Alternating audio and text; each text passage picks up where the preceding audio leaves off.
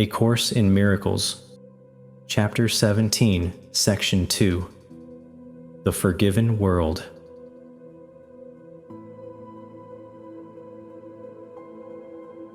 Can you imagine how beautiful those you forgive will look to you? In no fantasy have you ever seen anything so lovely. Nothing you see here, sleeping or waking, comes near to such loveliness, and nothing will you value like unto this, nor hold so dear. Nothing that you remember, that made your heart sing with joy, has ever brought you even a little part of the happiness this sight will bring you. For you will see the Son of God. You will behold the beauty the Holy Spirit loves to look upon, and which He thanks the Father for.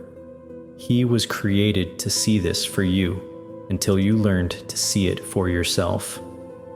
And all His teaching leads to seeing it and giving thanks with Him.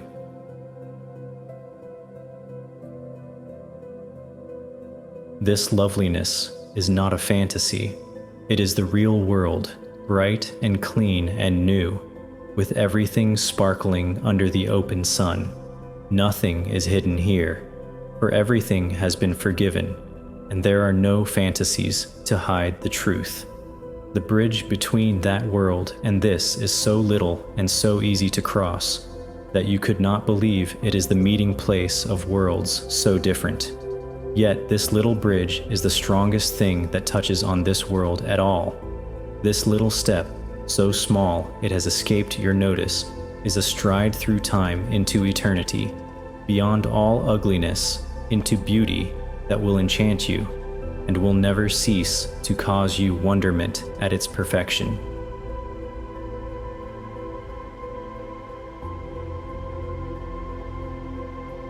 This step, the smallest ever taken, is still the greatest accomplishment of all in God's plan of atonement. All else is learned, but this is given, complete and wholly perfect. No one but Him who planned salvation could complete it thus. The real world, in its loveliness, you learn to reach. Fantasies are all undone, and no one and nothing remain still bound by them, and by your own forgiveness you are free to see.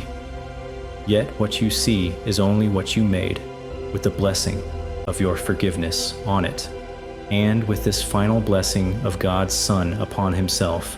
The real perception, born of the new perspective He has learned, has served its purpose.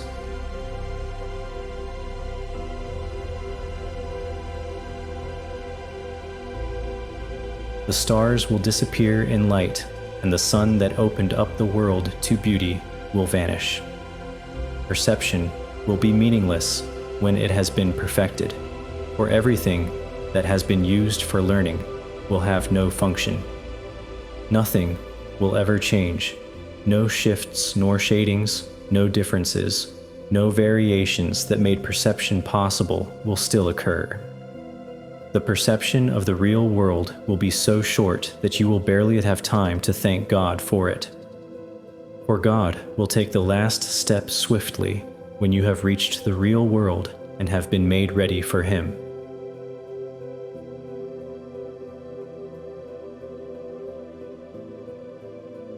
The real world is attained simply by the complete forgiveness of the old, the world you see without forgiveness.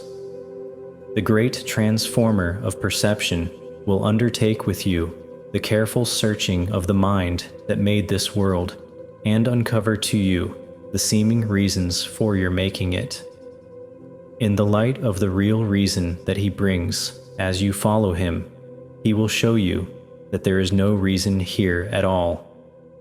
Each spot His reason touches grows alive with beauty, and what seemed ugly in the darkness of your lack of reason is suddenly released to loveliness.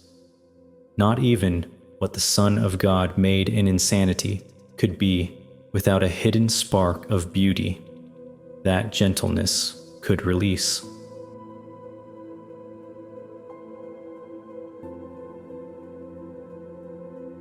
All this beauty will rise to bless your sight as you look upon the world with forgiving eyes.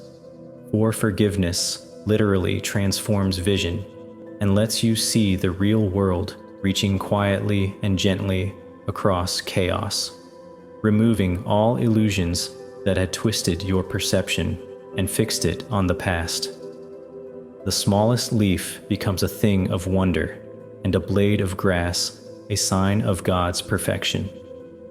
From the forgiven world, the Son of God is lifted easily into his home, and there he knows that he has always rested there in peace.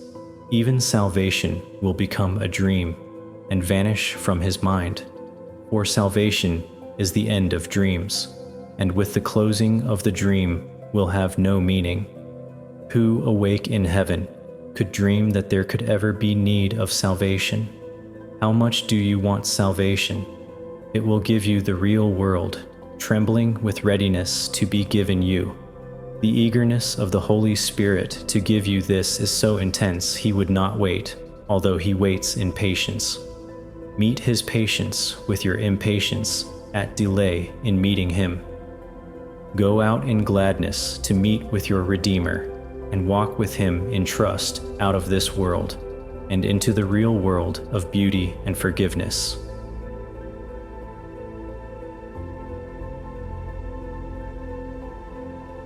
This concludes Section 2